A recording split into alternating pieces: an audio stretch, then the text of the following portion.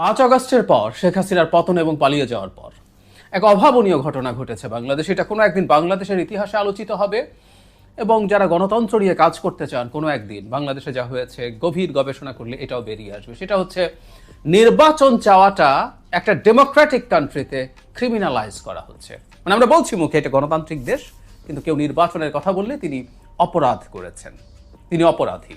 শুধু তাই না, তাকে ভয়ঙ্কর ট্যাগ, বিএনপির দালাল, বিএনপি নির্বাচন চায়, আওয়ামী লীগের নির্বাচনের কথা বলছে, আওয়ামী লীগের দালাল। কিন্তু যেই দালাল বলাটা ইভেন কচু খ্যাতি বলা হচ্ছে, মানে ডিজিএফআই এর অফিসকে ইন্ডিকেট করে, কারণ সেনাপ্রধান নির্বাচন চান দ্রুত। সবকিছু ছাপিয়ে যে ট্যাগটা বাংলাদেশে সবচেয়ে ভয়ঙ্কর, সবচেয়ে খারাপ, সেটা সবচেয়ে বেশি দেওয়া হয়েছে ভারতের দালাল। ইয়াস, ভারত তার বিভিন্ন ব্রিফিংয়ে বাংলাদেশের নির্বাচনের কথা বলেছে, নির্বাচিত সরকারের সাথে তার সুসম্পর্ক তৈরি হবে বলেছে, এবং তারা অবশ্য একটা কথা যোগ করেছে যেটা বাংলাদেশে অন্তত আমরা ওভাবে কখনো বলিনি, ইনক্লুসিভ। মানে আওয়ামী লীগকে ইন্ডিকেট করে একটা ইনক্লুসিভ নির্বাচনের কথা বলেছে। যে ভারত নির্বাচন চায়, সুতরাং ভারত যেহেতু নির্বাচন চায়, এই দেশে যে নির্বাচন চায় সে ভারতের পারপাস সার্ভ করে, সে ভারতের এজেন্ডা সার্ভ করে, সে ভারতের দালাল। খুব সহজ অঙ্ক, অঙ্কটা মোটেও কঠিন না। ওই যে রবীন্দ্রনাথে দাঁড়িয়ে আছে, ছাগলেরও দাঁড়িয়ে আছে, ছাগল রবীন্দ্রনাথ। গরু ঘাস খায়, আমরা গরু খাই, আমরা ঘাস খাই, এসব ছোটবেলা ফান করতাম, খানিকটা ওরকমই লাগে। যাই হোক, দেয়ার ইজ এ ফ্যাক্টরি, এই ধরনের গুজব, এই ধরনের ট্যাগ দেওয়ার, কাকে কাকে দেওয়া যাবে, কেন যাবে, সেখানে আবার অনেকে সেই ফ্যাক্টরি থেকে সেই প্রডিউসড জিনিসটা এনে সমানে ব্যবহার করেছেন। তার মানে যাই হোক, আমরা এখন যে জায়গাটায় আসছি, এই প্রশ্নটা করতে চাই, এটা নিয়ে আলোচনা করতে চাই।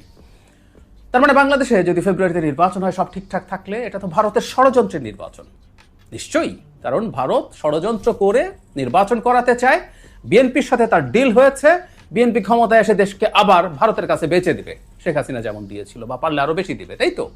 এবং একজন সেনাপ্রধান আছেন যিনিও মারাত্মক ভারতের দালাল, তারা মিলে দেশটাকে বেচার বন্দোবস্ত করছেন, তাই তো? তাহলে এই ষড়যন্ত্রের নির্বাচন কি দেশপ্রেমিকদের, সো-কল্ড দেশপ্রেমিকদের ঠেকানোর চেষ্টা করা উচিত না? কি বলবো আমরা? এই আলাপ তো করতে হবে। এই নির্বাচন কোনোভাবেই তাদের হতে দেওয়া উচিত না, এরকম একটা স্ট্যান্স তো নেওয়া দরকার। আসলে আমরা খেয়াল করি, ডিসেম্বরে নির্বাচন চেয়েছে বিএনপি, এটা ফেব্রুয়ারিতে গেল।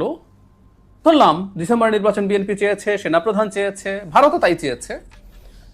এখন এমন কিছু কি ঘটলো যে এটা জানুয়ারির শেষ হয়ে ফেব্রুয়ারির ফার্স্ট উইকে বা সেকেন্ড উইকে, মানে 1 থেকে 1 মাস সময় যদি বেশি হয়, সেই নির্বাচনের মধ্যে কি আমরা এমন কিছু করে ফেলতে পারবো যে ভারতের ষড়যন্ত্র ঠেকিয়ে আমরা স্বাধীন সার্বভৌম দেশ হয়ে যেতে পারবো?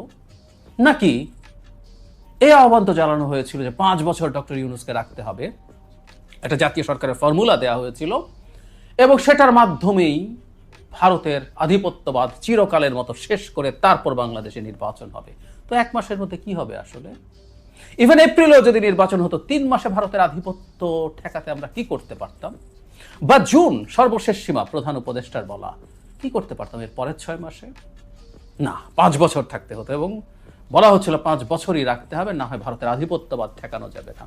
তো এখন যে ফেব্রুয়ারিতে নির্বাচন হয়ে যাচ্ছে ধারণা করা যায়, আমি আগের এটার রিয়াকশনে বলেছি যে কিছু ফর্মাল কথাবার্তা আছে, যদি কিন্তু আছে সংস্কার বিচার টিচার, কিন্তু আমি মনে করি এখানে এক ধরনের কনসেনসাস হয়েছে। এটা এখন ফর্মালি এটা রাখতে হয়, কারণ প্রধান উপদেষ্টা একটা তারিখ ঘোষণা করে দিয়েছিলেন, সেখান থেকে মুহূর্তে সরে আসা যায় না। তো কি করা উচিত তাহলে? আরো উদ্ভট ন্যারেটিভ আসছে, আমি এই প্রশ্নটার জবাব দেবো, তার আগে উদ্ভট ন্যারেটিভগুলো নিয়ে কথা বলি। ডিসেম্বরে ইলেকশন চেয়েও নাকি ক্রাইম হয়ে গেছে, এটাও ভারতের প্রেসক্রিপশন। আপনারা জানেন যে খুবই ইনফ্লুয়েন্সিয়াল মানুষজন এসব কথাবার্তা ছড়াচ্ছে। এবং ফেব্রুয়ারিতে নির্বাচন হওয়া বিএনপির জন্য সবচেয়ে ভালো, কারণ বিএনপি আগে 2 বার ফেব্রুয়ারিতে নির্বাচন করে ক্ষমতায় এসছে, সেটা সে ক্যাম্পেইনে ব্যবহার করতে পারবে।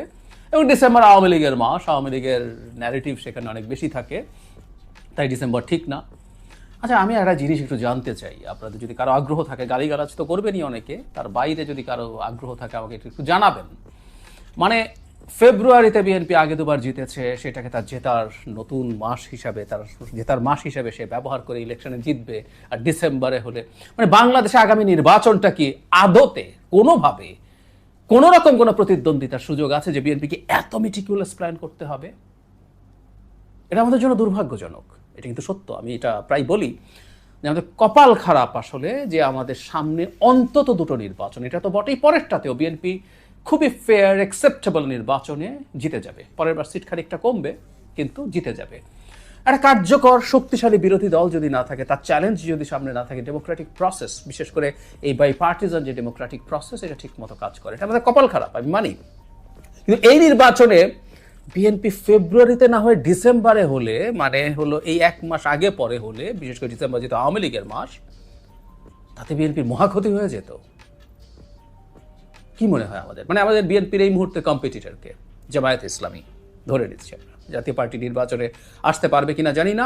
আমি আপনাদেরকে এটা নিয়ে বহুবার বলেছি, এটা নিয়ে আলাদা ভিডিও করেছি। জাতীয় পার্টিকে নিষিদ্ধ করার একটা পরিকল্পনা হবে, যাতে তারা মাঠে বিচরণ করতে পারে। তারপর আমরা জামায়াত ইসলামী যদি ধরি, জামায়াত ইসলামী 20 সিটের বেশি পাবে বলে আমার মনে হয় না, সর্বোচ্চ টেনে টুনে। আমরা তর্কের খাতিরে জামায়াত 50 সিট পেল, জামায়াতের সম্মত 50 সিট পাওয়ার খোয়াব দেখে না। তো 50 সিটও যদি পায়, তারপরও বিএনপির সামনে তারা কোনো শক্তি যে তার সামনে তাকে হিসাব করতে হবে আমি এই মাসে না ওই মাসে যাব, খুবই হাস্যকর। বরং আমি মনে করি আওয়ামী লীগের অবর্তমানে ডিসেম্বরে বিএনপির জন্য অনেক প্রাসঙ্গিক মাস। জিয়াউর রহমান স্বাধীনতার ঘোষক, অত্যন্ত বড় বীর মুক্তিযোদ্ধা, সেক্টর কমান্ডার, জেড ফোর্সের কমান্ডার। তো বিএনপির তো বিরাট সব ন্যারেটিভ আছে মুক্তিযুদ্ধের, সে সেটা ব্যবহার করতে চাইতেই পারে। এই ন্যারেটিভ আওয়ামী লীগের মতো সকল চেতনা ব্যবসা না, বিএনপি তার মতো করে মুক্তিযুদ্ধের ন্যারেটিভ ব্যবহার করে নির্বাচনে ব্যবহার করতে পারে।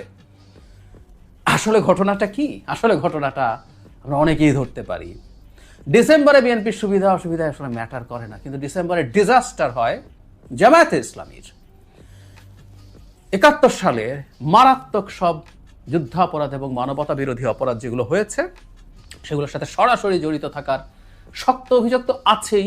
কমপক্ষে যে পাকিস্তান মিলিটারি কাজগুলো করেছে তার প্রতি পলিটিক্যাল এবং নৈতিক সমর্থন দেওয়ার অভিযোগ তো আছেই। এগুলো ভুল না, এগুলো অপরাধ। তো ডিসেম্বরে নির্বাচন হলে জামায়াত যদি 20 সিট পাওয়ার কথা, সেটা 10-এ নেমে আসতে পারে। সুতরাং ডিসেম্বরে নির্বাচন হওয়া যাবে না, এটা বিএনপির স্বার্থে না, এটা আসলে জামায়াতের স্বার্থে।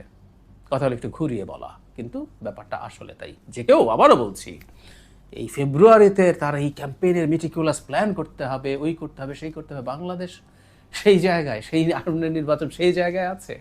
No way, no way. এখন নানান রকম কথাবার্তা দেখা যায়, দেখছি আমরা অনেকে এতদিন পর্যন্ত যারা নির্বাচন নিয়ে কথা বলেছেন তাদেরকে যে ভয়ঙ্কর রকম ট্যাগ দিয়েছেন, অভিযোগ করেছেন, আক্রমণ করেছেন, এখন আবার পাল্টে যাচ্ছেন, অনেকে অবস্থান পাল্টে ফেলছেন। আমরা কি এটা বলতে পারি না, নির্বাচন যেহেতু ভারতের ষড়যন্ত্র, হতেই পারে সরকার বিএনপি এখন একত্র হচ্ছে, শেষ পর্যন্ত তো লড়াই চালিয়ে যাওয়া উচিত এই নির্বাচন ঠেকানোর জন্য, আহ্বান জানিয়ে যাওয়া উচিত। শেখ হাসিনার বিরুদ্ধে দীর্ঘ সময় লড়াই করেছি, অনেক দীর্ঘ সময়, প্রায় বলি 11 সাল থেকে ব্লগে লিখি। তখন 15 সংশোধনী করে যখন তত্ত্বাবধায়ক সরকার বাতিল করে দিল, তখন অল আউট নেমে গেছে। এর আগেও সরকারের সমালোচনা করেছি, কিন্তু ওই সময় অল আউট, যে ও শয়তানি করতে যাচ্ছে, ও নির্বাচন ম্যানিপুলেট করতে যাচ্ছে। অনেকেই কথা বলতো না, কথা বলে গেছি, যেটাকে সঠিক মনে করেছি বলে গেছি।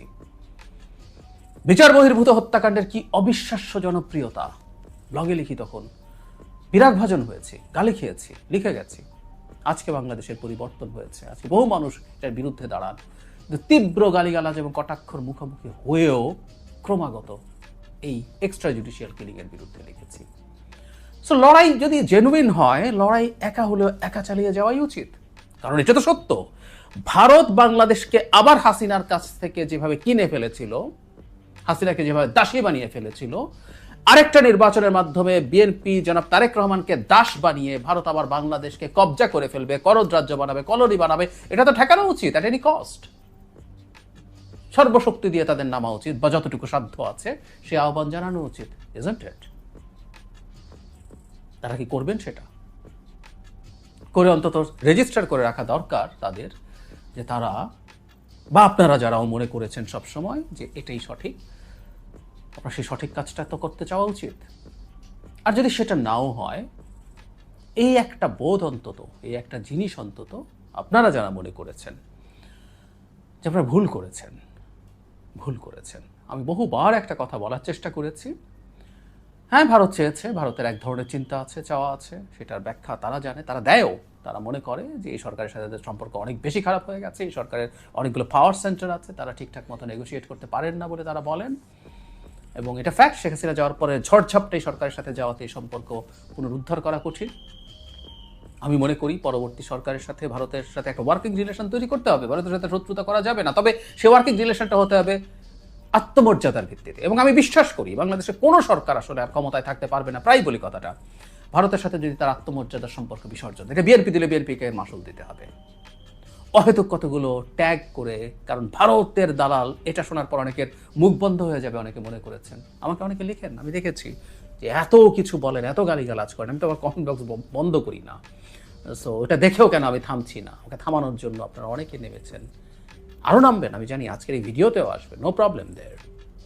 কিন্তু যে কথাটা বলার চেষ্টা করছি, আপনারা যদি মনে করেন সত্যি এটা ভারতের পারপাস সার্ভ করে, আওয়ামী লীগের পারপাস সার্ভ করে, তাহলে তো এই নির্বাচন ঠেকানো উচিত সর্বশক্তি দিয়ে। আর যদি ঠেকাতে না যান, তাহলে না স্বীকার করা দরকার মিথ্যাচার করা হয়েছে, অহেতুক পোলারাইজেশন তৈরি করার জন্য মিথ্যাচার করা হয়েছে। দেশ জাতি বড় ব্যাপার না, ব্যক্তিগত ইগো, ব্যক্তিগত কিছু হিসেব নিকেশ এটার পেছনে কাজ করেছে। দেশ গোল্লায় যাক। বটম লাইন, আমি আগে অনেকবার বলেছি, দীর্ঘদিন থেকে বলছি, দীর্ঘদিন থেকে লিখছি, একটা অ্যাকসেপ্টেবল পার্টিসিপেটরি ইলেকশন দেশ পাল্টায়।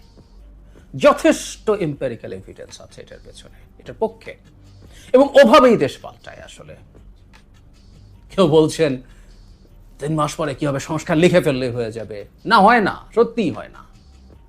যারা মনে করেন হয়, তারা আসলে বর্তমান পৃথিবীর আপডেটগুলো ঠিকঠাক মতো নেননি। একটু নিলেই দেখবেন ওয়েল রিটেন কনস্টিটিউশনের মধ্যে অটোক্রেসি তৈরি হচ্ছে, এবং কেউ বলছে না সংবিধান পাল্টাও। এটা পলিটিক্যালি ফাইট করতে হয়। আমি সংস্কারের বিরুদ্ধে বলছি না, অহেতুক এটা মনে করা না। আর এই জন্য বলছি, এমন কিছু মানুষজন এগুলো বলছেন যাদের এই গানগুলো আছে, কিন্তু তারা বলছেন এটা শয়তানি, এটা নির্বাচনকে পিছিয়ে নেওয়ার চেষ্টা। এগুলো সব ভুল, এগুলো সব ভুল জায়গা।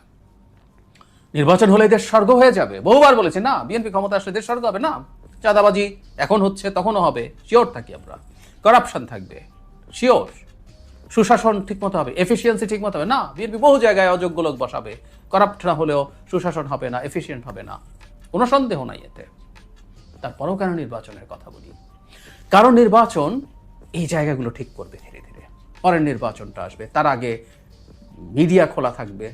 মিডিয়া ডেমোক্রেসি যদি বিএনপি চালু রাখতে চায়, সে মিডিয়ার গলা টিপে ধরবে না, সে মানুষকে হয়রানি করবে না। মিডিয়াতে আসবে, চাপে পড়বে, তাকে পাল্টাতে হবে, পাল্টাতে হয়। এভাবেই আস্তে আস্তে একটা স্টেট ডেমোক্রেটিক হয়ে ওঠে, ইনস্টিটিউশনগুলো তৈরি হয়। একটা সংস্কার কমিশনের রিপোর্ট লেখা নিছি, এভাবে হয় না। We should be very careful about that. যারা যারা এই সংস্কার